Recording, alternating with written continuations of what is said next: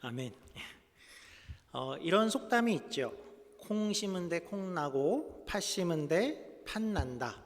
아주 좀 소리를 줄여도 좋을 것 같은데요.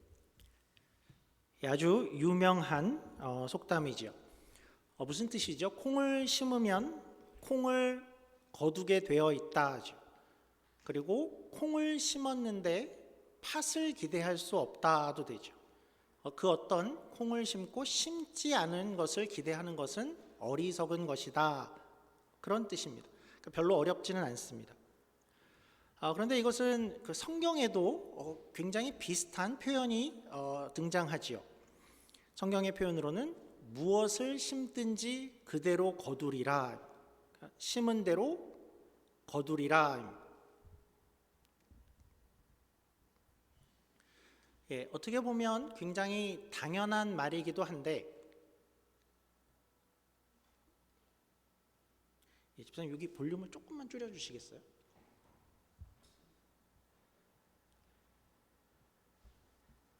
저쪽 그 스피커 볼륨을.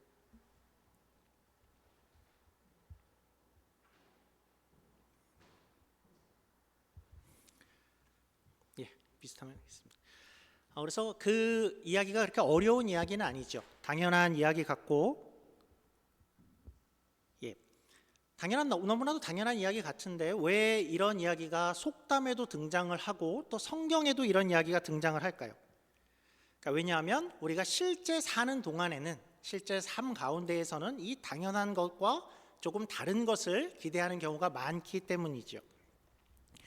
어떤 경우죠? 우리는 시험 공부를 많이 안 해놓고 나서 좋은 성적을 기대하곤 하죠. 심은 것과는 다른 것을 기대하기 쉽습니다. 또 우리는 다른 사람에게 이렇게 따뜻함과 정성과 노력을 이렇게 심고 베풀지 않고도 다른 사람에게 더 많은 사랑과 인정을 구하기도 하죠. 또 어떤 때는 나는 운동을 하지 않고 이 복근, 배의 왕자가 여전하기를 이렇게 바라기도 합니다. 다들 복근에 왕자 하나쯤 가지고 계시죠. 물론 저는 한 번도 본 적은 없습니다. 언젠가 한 번은 봐야겠다는 생각은 있는데, 한 가지는 확실하지요. 내가 운동으로 그것을 심지 않으면 왕자를 거두지 못할 것입니다. 그런데 특별히 이제 성경이 이 원리를 이야기하는 이유가 있는데, 이 원리가 우리의 어떤 영적인 경건 생활에도, 그러니까 신앙적인 면에도 똑같이 적용이 되기 때문에 그렇습니다. 우리 갈라디아서 6장 8절을 한번 보죠. 갈라디아서 6장 8절입니다. 자기의 육체를 위하여 심는 자는 육체로부터 썩어질 것을 거두고 성령을 위하여 심는 자는 성령으로부터 영생을 거두리라. 이 말은 그런 뜻이죠. 우리가 지금 우리의 시간과 노력과 마음을 우리가 성령을 위하여 그렇게 지금을 사는 자는 후에 성령으로부터 어떤 영적인 것을 거둘 수 있다라는 뜻이죠. 근데 우리가 현재를, 오늘을 육체를 위해서 심으면, 또는 육체의 본성을 따라서 오늘을 살게 되면 결국 나중에 우리가 성령의 것을 거두는 것을 기대할 수 없다라는 뜻입니다. 그러니까 오늘 우리가 무엇을 심는가의 질문이죠. 성령을 위한 그것을 따라 심지 않는 어떤 이가 나중에 나는 그런 영적인 성령의 사람이 될 수 있을 거야 라는 것을 기대하는 것은 어쩌면 콩을 심고 팥이 나는 것을 기대하는 것과 같이 불가능하다라는 그 원리를 성경이 이야기하는 것이죠. 성경은 생각보다 이 심은 대로 거두리라라는 이 원리를 참 일관되게 보여주고 싶어하는 것 같습니다. 어떤 사건적으로도 내가 심은 것을 그대로 받은 그런 경우들이 종종 등장하는데, 이런 예들 속에서 발견되지요. 먼저 야곱은 자기 아버지 이삭을 속였지요. 어떻게 속였냐 하면, 그러니까 형이 받을 축복을 가로채기 위해서 이렇게 털이 많은 척을 하기 위해서 짐승을 죽이고 아버지를 속였었습니다. 야곱은 그것을 심은 거죠. 근데 후에 야곱은 어떤 것을 거두지요? 야곱의 아들들이 어느 날 짐승을 죽이고 요셉이 죽었습니다 하고 아버지에게 거짓말을 하며 다가오죠. 그러니까 짐승을 죽이고 아버지를 속였는데 똑같이 아들들이 짐승을 죽이고 자기를 속입니다. 출애굽기에서 바로 왕은 유대인 아기들을 물에 던져 익사케 하지요. 이후에 무엇을 거두죠? 자기의 군사들이 홍해에서 익사하는 것을 거두게 됩니다. 다윗은 젊어서 왕이 되었을 때에 이웃의 아내를 데려와서 간음을 하지요. 후에 어떤 것을 거두지요? 자기의 아들 압살롬이 그 다윗의 첩들을 공개적으로 간음함을 거두게 되죠. 그리고 또 오늘 우리가 이제 살펴온 하만이 바로 그렇습니다. 심은 대로 거둔 아주 대표적인 사람이죠. 스스로 그는 악한 마음을 가지고 격분해서 선한 모르드게를 당장에 죽이려고, 그러니까 어제 밤새 23m 되는 그 나무를 구에다가 세웠었죠. 그런데 결국은 그가 거기에 매달려 죽고 말았습니다. 그가 악한 마음으로 심은 그 결과를 심은 대로 거두고 말았죠. 우리 욥기 4장 8절을 보죠. 욥기 4장 8절입니다. 내가 보건대 악을 밭갈고 독을 뿌리는 자는 그대로 거두나니. 그러니까 이 구절은 거의 우리의 그 하만의 이야기를 하는 것 같죠. 그래서 오늘 우리가 무엇을 심고 있는가, 그러니까 내가 내일을 위해서 오늘 무엇을 심고 있는가 하는 것을 우리가 좀 생각해 보면 좋을 것 같습니다. 특별히 우리가 어떤 영적인 또 경건의 사람, 그런 성령의 사람이 되겠다라고 소원을 한다면 그것은 오늘 내가 무엇을 심는가에 달렸다 하는 것을 우리가 기억하면 좋을 것 같습니다. 이렇게 우리가 오늘 이제까지 하만의 결국까지를 보았죠. 하만은 이제 그렇게 되었습니다. 그러면 에스더와 모르드게는 어떻게 될까요? 모르드게는 당장에 오늘 죽을 그런 운명이었는데 이제 다행히 에스더와 모르드게도 이 위기를 넘겼더라, 그러니까 이 정도일까요? 이들은 그렇게 많이 아니었습니다. 이들은 아주 큰 상을 받게 되죠. 아마도 이들도 심은 대로 거둔 것 같습니다. 그렇다면 이 에스더와 모르드게는 무엇을 심었다라고 이야기할 수 있을까요? 에스더서를 우리가 이제 곧 마치게 될 텐데 끝나고 나서 아마 제일 기억에 남는 구절이 두 가지 정도가 있지 않을까 싶은데요. 첫 번째 부분은 이런 겁니다. 모르드게가 심은 고백이라고 표현할 수 있을 것 같은데 우리 4장 14절입니다. 모르드게와 에스더는 무엇을 심었을까 했을 때 이런 고백을 심었죠. 모르드게입니다. 4장 14절. 이때 내가 만일 잠잠하여 말이 없으면 유다인은 다른 데로 말미암아 노임과 구원을 얻으려니와. 그러니까 유다인들은 아주 큰 위기 가운데 있었죠. 근데 혹시나 에스더 네가 잠잠해도, 그리고 우리가 어떤 계획한 방법대로 이 일들이 이루어지지 않더라도 하나님은 어떻게 해서든 다른 데를 통해서든 하나님은 자기의 백성들을 반드시 구원할 것이다, 지키실 것이다. 그러니까 그 얘기는 모호성이 없는 100%의 신뢰의 고백을 했었죠. 모르드게는 이런 고백을 심은 겁니다. 에스더가 심은 고백은 어떤 거였죠? 4장 16절을 보죠. 이렇게 금식한 후에 규례를 어기고 왕에게 나아가리니 죽으면 죽으리이다 하니라. 그러니까 에스더는 죽으면 죽으리이다 했죠. 그러니까 나는 금식하고 기도하고 또 하나님을 의지하고 이 위기 앞에 나서겠습니다 였습니다. 그녀는 확신은 없었습니다. 내가 이렇게 각오하고 하나님 편을 들겠다 하고 나서도 결국 나는 거기서 죽을 수도 있고 당장에 망할 수도 있습니다. 그러나 아무리 생각해 봐도 이 위치에서 이 상황에서 나는 어떤 위협에도 하나님 편을 드는 것이 옳은 것 같습니다 하고 나선 것이 죽으면 죽으리다였죠. 이런 고백을 심었는데 이제 에스더는 어떻게 되나? 우리 8장 이제 오늘 본문을 보죠. 8장 1절입니다. 그날 아하수에로 왕이 유대인의 대적 하만의 집을 왕후 에스더에게 주니라. 당시 페르시아의 법에는 죄를 지은 죄인의 재산이 전부 국가로 귀속되게 되어 있었다라고 합니다. 그러니까 국가니까 그 당시는 왕이지요. 그래서 합법적으로 이제 하만의 재산이 왕의 것이 되었었습니다. 하만은 우리가 확인한 대로 굉장한 부자였었죠. 하만은 얼마나 부자였죠? 내가 은 1만 달란트를 드리겠습니다. 약속할 정도였죠. 은 1만 달란트는 은 340톤이었죠. 페르시아 1년 조세 수입에 거의 미치는 그런 금액을 약속할 수 있는 그런 이었는데 모두 에스더에게 주었다라고 합니다. 모르드게에는 어떤 일이 일어날까요? 우리 1절 계속해서입니다.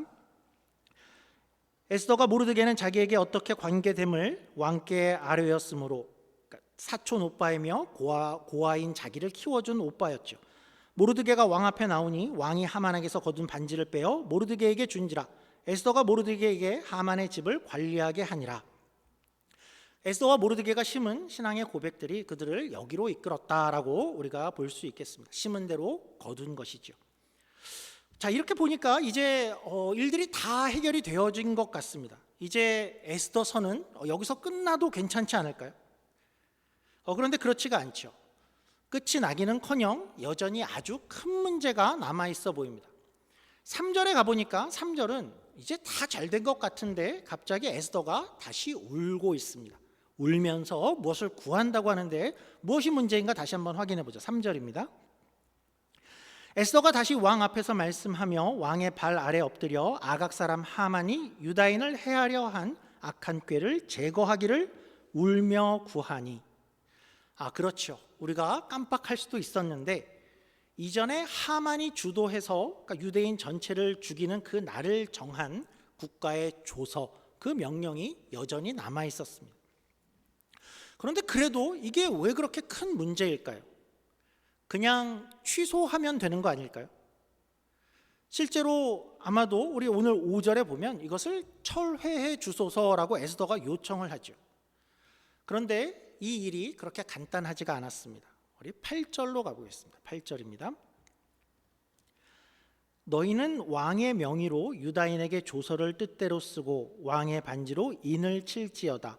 왕의 이름을 쓰고 왕의 반지로 인친 조서는 누구든지 철회할 수 없음이니라 하니라. 그러니까 이 이야기에서 뭘 발견하냐 하면 당시 이 페르시아에는 또 이런 법이 있었습니다.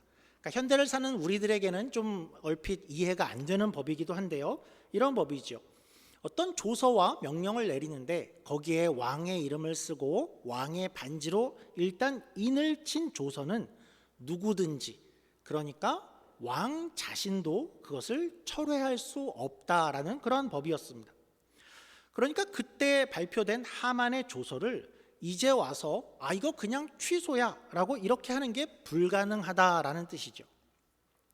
그러니까 현대를 사는 우리들은 잘 이해가 안 되기도 하죠. 우리 현대 국가에서는 입법부가 그러니까 법률을 이렇게 폐지할 수도 있어 보이고 또 헌법재판소도 있고 위헌 소송을 할 수도 있고 어떤 특별 사면 이런 제도들도 분명히 있는데 고대 전제 국가인 페르시아에는 거기는 그렇지가 않았었습니다.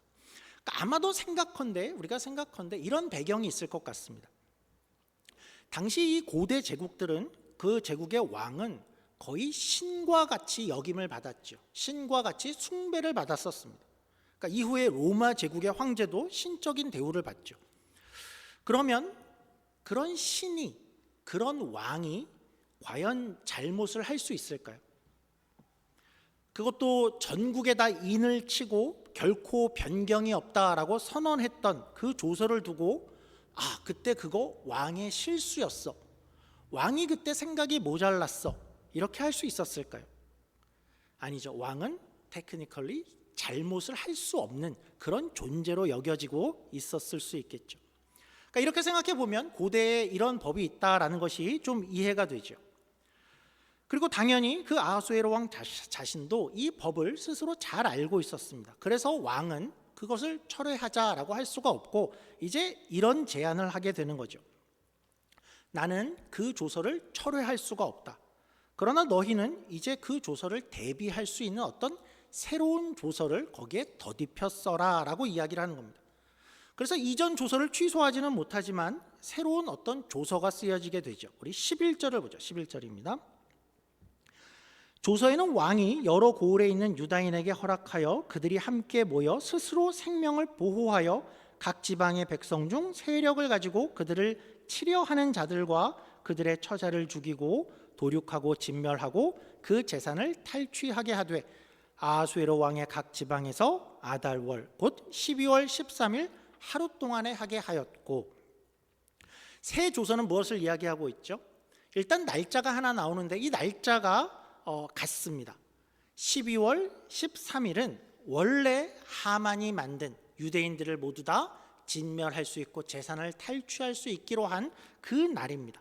그 날이 같은 날에 관한 것이고 이제 새로운 조서는 무엇을 얘기하냐면 이런 것일까요? 유대인들아, 너희도 그날이 되면 너희도 그날은 아무나 공격할 수 있어. 그것인가요? 그날에 너희도 너희 대적을 막 찾아가서 처자를 죽이고 도륙하고 진멸하고 재산을 마음대로 그날만은 탈취해라. 너희가 선수를 쳐라. 이런 조서일까요? 자세히 보면 그렇지가 않죠. 이 조서는 한마디로 말하면 유대인들에게 방어권을 준 것입니다. 11절 한 부분을 볼까요? 우리 다음 화면으로 볼까요? 이 조서는 유다인에게 허락하여 그들이 함께 모이고 스스로 생명을 보호할 수 있게 하죠. 그러니까 이 조서는 유대인들은 다 흩어져 살았었는데 그날 함께 모일 수 있도록 한 것입니다. 그리고 목적은 그들의 생명을 보호할 수 있게 한 것이죠. 아무나 찾아가서 너희도 마음대로 사륙하고 도륙하고 재산을 빼앗아도 돼가 아니라 그날 너희를 치러 오는 대적들을 향해서입니다. 그들을 방어하고 보호하는 그런 싸움을 해도 좋다라는 뜻이죠. 자, 이제 이런 조서가 이렇게 내려졌습니다. 한번 우리가 생각해 보죠. 이런 조서가 딱 발표가 되었을 때 우리가 유대인들이라면 이 일이 이제 이 모든 문제가 다 해결되었구나 이런 생각이 먼저 들까요? 아니면 뭔가 아직 끝나지 않았어 이런 생각이 들까요? 그러니까 우리가 보기에는 아직 좀 찜찜하지요. 그러니까 아직 이 일이 다 마무리된 것 같아 보이지 않고 마지막 전투가 남아있고 또 누가 이길지 모르는 그런 상황 같아 보입니다. 우리가 보기에 그렇습니다. 그러나 사실은 그렇지가 않습니다. 그러니까 이 일의 승패는 이미 이것으로도 이미 결정된 것과 같았습니다. 그러니까 왜냐하면 일단 왕이 유대인의 편을 들고 있다는 면에서 그렇죠. 그러니까 왕이 유대인의 편을 들고 있어라는 것은 이미 전세는 다 기울었고 승패는 이미 결정된 것과 같습니다. 또 모르드게를 한번 이 분위기를 계속 보죠. 모르드게의 위치를 한번 보죠. 15절입니다. 15절. 모르드게가 푸르고 흰 조복을 입고 큰 금관을 쓰고 자색하는 배 겉옷을 입고 왕 앞에서 나오니 수산성이 즐거이 부르며 기뻐하고. 그러니까 그 성의 사람들이 이제 모르드게가 유대인인 것을 알게 되었고 이 조서가 펼쳐지자 이 백성들이 어떤 분위기를 보이죠? 이미 온 성이 즐거이 부르고 기뻐할 정도. 그러니까 이미 승리가 확정된 것들로 이들이 여기고 있다라는 것이죠. 이미 게임 오버인 것 같은 분위기입니다. 그러니까 그들 유대인들 입장에서 이제 이 승리를 벌써 얼마나 확신했는지 이 이후 구절에서도 이 당대의 분위기를 느낄 수 있는데요. 모두가 기뻐하고 사람들이 벌써 다 유대인의 편이 되려고 한다라고 합니다. 우리 16절, 17절입니다. 유다인에게는 영광과 즐거움과 기쁨과 존귀함이 있는지라 왕의 어명이 이르는 각 지방, 각 읍에서 유다인들이 벌써 즐기고 벌써 기뻐하고 벌써 잔치를 베풀고 그날을 명절로 삼으니 본토 백성이 유다인을 두려워하여 유다인이 되는 자가 많더라. 그러니까 본토 백성들이 다 유대인이 되고 싶어할 정도라고 하죠. 그럼 여기서 잠깐 그러면 유다인이 되는 것은 어떻게 되는 걸까요? 본토 백성이 유다인을 두려워하여 유다인이 되는 자가 많더라인데 어떻게 유다인이 되는 것일까요? 여기 나오는 유다인은 혈통일까요? 그렇지 않죠. 어떤 사람이 나 갑자기 한국인이 돼야겠어. 그렇게 해서 한국인이 되지 않죠. 우리 한국 사람이 어느 날 난 이디오피아 사람이 되겠어. 그렇게 될 수 있는 것이 아니죠. 여기는 분명히 이 단어는 종교적인 단어일 것입니다. 그러니까 이들이 믿는 신, 이들이 믿는 하나님을 두려워하여 이제 하나님을 믿는 자들이 생기더라의 이야기일 것입니다. 여러분들 그 유대인들이 지금 어떤 감정을 느끼고 있을까 하는 것을 조금 더 생각해 보면 좋을 것 같은데 유대인들이 어떤 고통과 또 기쁨을 누렸을지 조금 더 상상을 해보면 좋을 것 같은데요. 처음 유대인들이 페르시아 제국에 살던 유대인들에게 하만의 조서가 내려졌을 때에 유대인들은 어땠을까요? 어떤 마음이었을까요? 그들은 그 조서를 받고 나서 모두가 다 죄를 뒤집어쓰고 절망하고 부르짖었었죠. 그들이 그렇게밖에 할 수 없었던 이유를 오늘 우리가 또 발견하게 되죠. 한 번 내린 조서는 절대 철회할 수 없기 때문에 그렇게 확정적인 것이 없기 때문에 그들이 할 수 있는 것이 없어서 절망하고 죄를 뒤집어쓰고 부르짖는 것 외에는 할 수 있는 것이 없었죠. 그때가 날짜로는 언제였냐 하면 첫째 달 13일이었습니다. 그러니까 1월 13일이었죠. 그리고 오늘 이제 새로운 조서가 발표된 것은 언제냐 하면 3월 23일입니다. 그러니까 그 사이 이제 70일의 기간이 있었다라는 것이죠. 그 70일은 이제 유대인들에게 어떤 기간이었을까요? 그러니까 이들을 그 70일을 어떻게 살았을까를 좀 생각을 해보면 이들은 모두가 다 어떤 사형 선고를 받은 사람들처럼 살았겠죠. 대법원의 사형 판결을 받고 그런 선고를 받은 그런 사람들처럼 70일을 지냈을 것입니다. 어쩌면 이들은 어떤 사형수들은 그냥 감옥에 갇혀서 그 사형의 날짜를 기다릴 수도 있었을 텐데 사실은 이들은 그것보다도 더 고통스러웠을 것입니다. 이들은 70일을 어디서 지냈냐 하면 그냥 일상을 살고 있었죠. 70일간의 일상을 살고 있었습니다. 근데 우리가 앞에서도 확인을 했듯이 페르시아 제국에는 굉장히 유대인들에 대해서 좋지 않은 감정을 갖고 있는 사람들이 있었죠. 그래서 모르드게도 애초에 에스더에게 너는 유대인인 것을 말하지 말라라고 이야기를 했었었죠. 근데 하만의 조서가 발표된 이후에는 어떤 분위기가 일어났을까요? 아마도 평소에도 그리고 유대인들을 곱지 않은 시선으로 보고 안 좋아하는 이들이 이제 하만의 조서 이후에는 아마도 커밍아웃을 했을 것입니다. 그러니까 주변에서 이제 야 너희들 잘 됐다 이제 이 조서 받지 너희가 그날만 되면 내가 제일 먼저 달려들어서 너희를 다 죽이고 너희의 처자를 죽이고 재산을 빼앗고 너희를 다 빼앗으리라. 그렇게 대적들이 아마 호기롭게 일어났을 것입니다. 정체를 드러냈겠죠. 그날만 되어봐라. 조롱하고 위협하고 그렇게 다가왔겠죠. 그러니까 유대인이 지낸 그 70일은 그런 대적들의 위협을 실제로 받는 아주 조롱과 위협과 그런 두려움에 그렇게 지낸 아주 지옥 같은 그런 70일이었을 것입니다. 그런데 이제 전국에 이제 하루아침에 전혀 다른 조서가 발표된 것이죠. 그 조서는 한마디로 무슨 이야기를 하는 것이냐 하면 이제는 왕이 유대인 편이다라는 것입니다.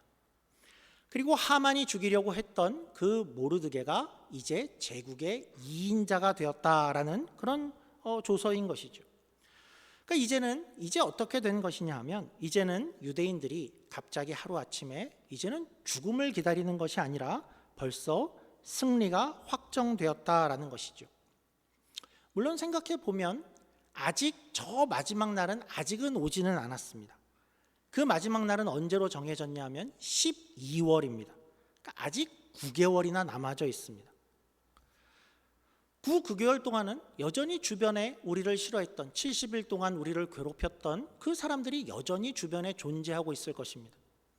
그리고 아마도 그 9개월 동안에는 그 왕의 새로운 조서에도 불구하고 유대인들을 여전히 공격하고 조롱하고 위협하는 그 사람들이 그런 활동을 할 수도 있었을 것입니다.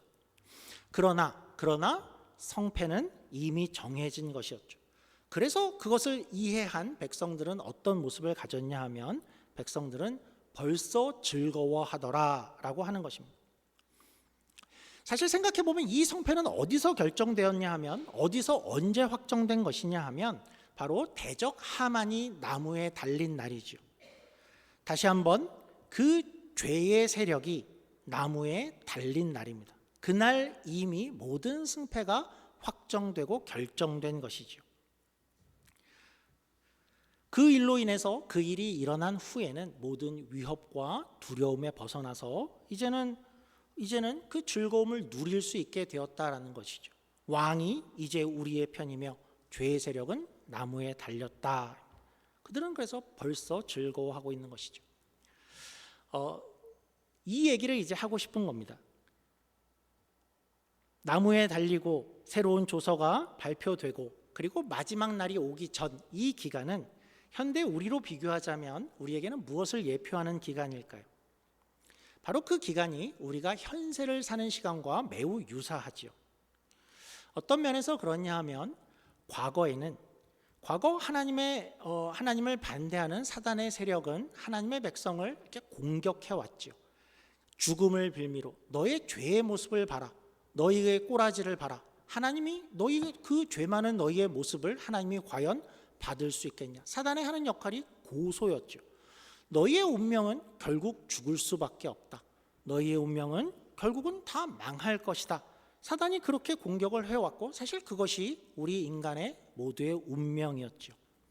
그런데 어느 날 예수님이 우리의 죄를 들고 나무에 달리신 것이죠. 거기에서 어떤 일이 일어났냐 하면 우리의 모든 죄의 문제를 해결하신 것이고, 그러니까 우리가 이제 운명적으로 망해야 되는 모든 운명이 그날 거기서 바뀌어진 것이죠. 그러니까 사실은 새로운 조서가 공포된 것과 같은 것입니다. 우리에게 물론 마지막 날은 아직 오지 않았죠. 그러나 우리는 어떻게 살 수 있다라고 우리가 발견할 수 있냐 하면 우리는 벌써 즐거워할 수 있다라는 것입니다. 왜냐하면 왕이 우리 편이기 때문이죠. 하나님이 우리 편이기 때문이죠. 벌써 우리의 죄의 문제가 나무에 달렸기 때문이죠. 그러니까 성경이 이야기하는 것은 이미 그날 모든 운명이 결정되고 바뀌었으며 최종적인 승리가 약속되었다라고 우리에게 말씀을 하는 것이죠. 그래서 우리가 살아가는 현재의 시간들이 그렇습니다. 우리는 여전히 연약하고 여전히 죄의 문제로 고통을 받고 있고 또 고난 가운데 살며 해결하지 못하는 많은 문제들 가운데 살고 있으며 또 주변에서는 우리를 공격하는 것 같고 조롱하는 것 같고 여전히 대적들이 우리 주변에 남아있는 듯한 그 기간을 우리는 지내고 있습니다. 그러나 수산성의 사람들을 보면 이미 왕이 우리 편을 들었으며 이미 죄가 나무에 달린 것을 깨달을 때 벌써 즐거워하고 벌써 기뻐하며 잔치를 열 수 있었죠. 그러니까 사실은 바로 그것이 우리가 오늘을 살아가며 누릴 수 있는 그런 모습이라는 것이죠. 우리 로마서 1장 2절입니다. 그런 면에서 사도 바울은 이런 이야기를 하죠. 로마서 5장 1절 2절입니다. 그러므로 우리가 믿음으로 의롭다 하심을 받았으니 우리 주 예수 그리스도로 말미암아 하나님과 화평을 누리자. 그러니까 이미 우리의 운명이 의롭다함을 받아서 우리가 오늘 하나님과 화평을 누리자입니다. 또한 그로 말미암아 우리가 믿음으로 서 있는 이 은혜에 들어감을 얻었으며 하나님의 영광을 바라고 즐거워하느니라. 오늘 첫 찬양이 주 안에서 기뻐해였죠. 그러니까 하나님이 우리가 오늘을 어떻게 살기를 원하실까 할 때에 가장 큰 단어로 이야기하자면 하나님과 화평을 누리며 즐거워하며 그것을 누리며 살라라는 것입니다.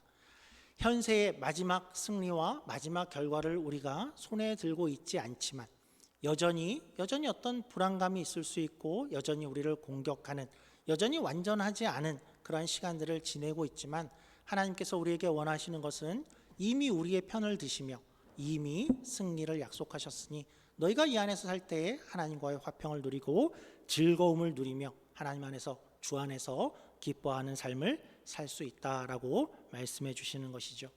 우리가 우리의 자신의 모습을 보고 또 환경만 보면 기뻐할 수 있는 일이 많지 않을 수 있지만 우리가 주님을 바라보고 그리고 하나님을 바라볼 때에 우리에게 새로운 기쁨이 있고 즐거움을 누리는 하루하루의 삶이 될 수 있도록 있기를 주님의 이름으로 축원합니다. 기도하겠습니다. 하나님 아버지 감사합니다. 어쩌면 조금 이해가 되질 않습니다. 아직 끝날이 오지 않았는데 유대인들은 왜 이렇게 즐거워하고 기뻐할 수 있었을까요? 그들에게는 그런 믿음이 있었습니다. 왕이 우리의 편이며 죄의 세력은 이미 나무에 달렸다입니다. 우리가 동일한 위치에 있는 줄 압니다. 하나님이 우리의 편을 드시는데 무엇이 우리를 대적하겠습니까? 예수님께서 십자가를 이미 지셨는데 우리에게 어떤 문제가 있겠습니까?